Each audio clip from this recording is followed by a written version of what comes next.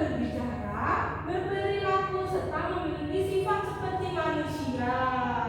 Lalu, fabel biasanya mengandung nilai-nilai moral yang baik dan kita dapat belajar banyak hal dari cerita fabel. Itu nyata gak sih, Bu? Ya? Itu nyata gak sih? Tidak, itu fiksi. Jadi tidak nyata. Nah, ciri-ciri fabel itu yang pertama, tokoh utamanya adalah hewan, bisa singa, bisa kancil, bisa beruang. Lalu yang kedua, hewan dalam cerita memiliki sifat seperti manusia, yaitu dapat berbicara, berpikir, menangis, dan mengalami perasaan seperti manusia. Iya. Lalu mengandung pesan moral yang baik. Nah, contoh cerita fabel itu ada apa saja? Kancil dan buaya, kelinci dan kura-kura, singa, si raja hutan, manusia kaki itik. seperti di buku paket ya? Iya. Ya, nanti kalian bisa membacanya. Baik, nah anak-anak kalian membaca Semut dan Belalang ya.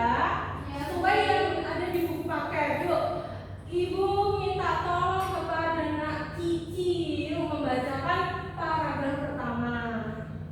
Sisi, si semut kecil, setiap hari bekerja mengumpulkan makanan untuk musim hujan. Sementara itu, Lilo, si belalang hanya bermain dan bermalas-malasan. Sisi sudah mengingatkan, tetapi Lilo tidak peduli. Baik, terima kasih Nak Cici. Nah, selanjutnya paragraf kedua kita baca bersama-sama ya. Iya, Bu. Ketika Musim hujan tiba, Sisi aman di dalam sarangnya dengan makanan yang cukup. Sebaliknya, Lilo kedinginan dan kelaparan. Ia datang mengetuk pintu sarang Sisi. baik. Nah, paragraf terakhir siapa yang mau membacakan? Baik, Kak Kesha. Sisi menolong Lilo dan memberinya makanan. Lilo berjanji akan berubah dan menjadi rajin seperti Sisi. Sejak saat itu, mereka bekerja bersama dan menjadi sahabat baik. Baik, terima kasih Nak Kesha. Nah, pesan moralnya apa ya? Yuk kita baca. Rajin bekerja akan membawa kebaikan di masa depan.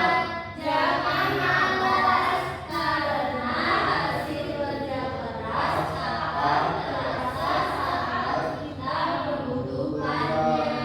Baik, jadi kita tidak boleh malas-malasan ya. Ya, Bu. Jangan malas belajar sama jangan malas membaca ya. Ya. Biar pintar. Baik, nah itu anak-anak kita memirsa video ya. Iya. Judulnya apa itu? Ini buruk rupa. Ya, nanti kita lihat.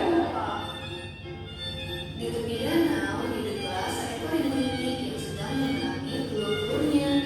Satu persatu telur tersebut menetas. Betapa terkejutnya itik saat melihat salah satu anak berbeda dari anak-anak yang lain. Anak itik tersebut berwarna abu-abu dan berbadan besar. Namun ibu itik tak peduli dan tetap menyambut kehadiran sang anaknya dengan hati gembira. Saat ibu itik berenang bersama dengan anak-anaknya, hewan-hewan lain, karena setiap orang diciptakan memiliki kelebihan dan kekurangannya masing-masing. Iya, benar, Bu. Setiap orang mempunyai kelebihan dan kekurangan. Baik, nah tadi cerita tentang apa anak-anak? Itik si buruk Rupa. Lalu yang kita baca itu semut dan belalang. Nah, lalu kosakata baru apa yang kalian temukan? Siapa yang bisa menyebutkan? Satu, yuk. musim. Musim, ya ada musim. Kedinginan. Kedua, kedinginan. Ada kemarau, Bu. Nah, lalu Kemarau. kemarau, baik. Kemarau ya.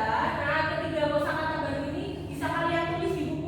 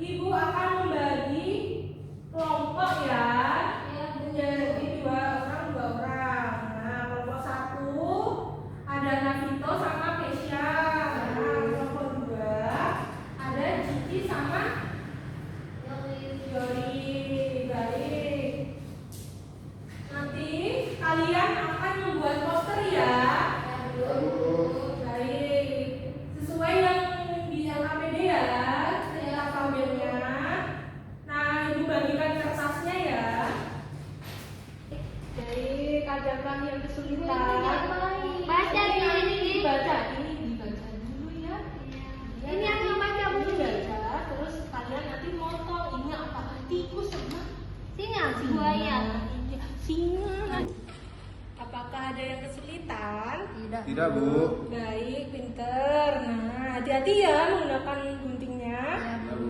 Ya, udah bawa lem kan? Baik. Apakah sudah selesai anak-anak? Baik, siapa yang